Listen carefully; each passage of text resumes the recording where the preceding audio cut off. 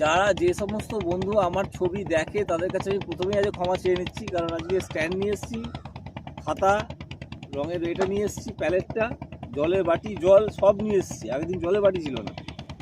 আজকে না নিয়ে এসেছি একটা পেন্সিল, না নিয়ে এসেছি কোনো তুলি, একটা তুলি বা পেন্সিল কিছুই আনতে ভুলে গেছি।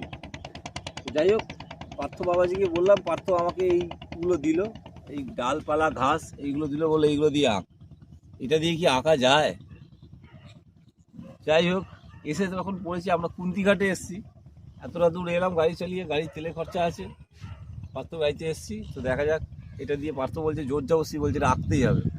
শুরু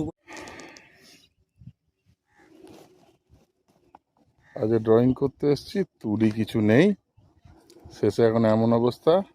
ছবি আঁকতে এসেছি, রঙের বাক্স রয়েছে, কাগজ রয়েছে, স্ট্যান্ড রয়েছে, তুলি নেই, একটা সিঙ্গেল তুলিও নেই। আঁকতে বসেছি, কি করবো? আজ হাত দিয়েই ছবি আঁকবো, যা হবে তাই, যা হবে তাই, ডু অর ডাই। দুয়ারে হাত দিয়ে ছবি আঁকবো। হাত দিয়ে জল লাগিয়ে দিলাম, চলো যা হবে হাত দিয়ে, আজ একটা এক্সপেরিমেন্ট, হাতেই হবে। যা, আনঅ্যাভয়েডেবল সার্কামস্ট্যান্সেস।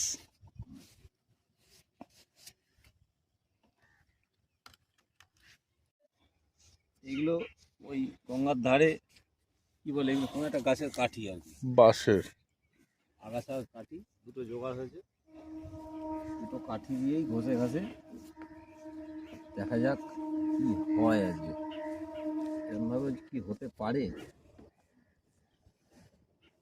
আমরা কিন্তু তুলিটা যে আনতে পারবো না ভাবতেই পারিনি।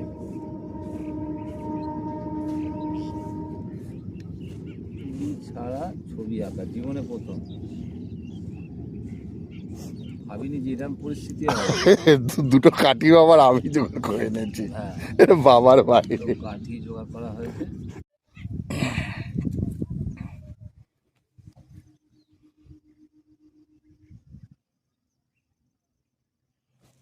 বাঁশের টুকরো।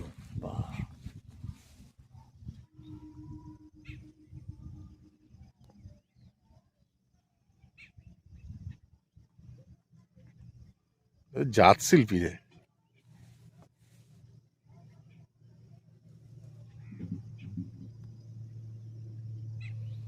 এইখানে শিল্পীর জাত পরিচয় পায়, যে কি জাতের শিল্পী, কি টাইপের শিল্পী। প্রতিকূলতাকে কোনোভাবে হার মানছে না।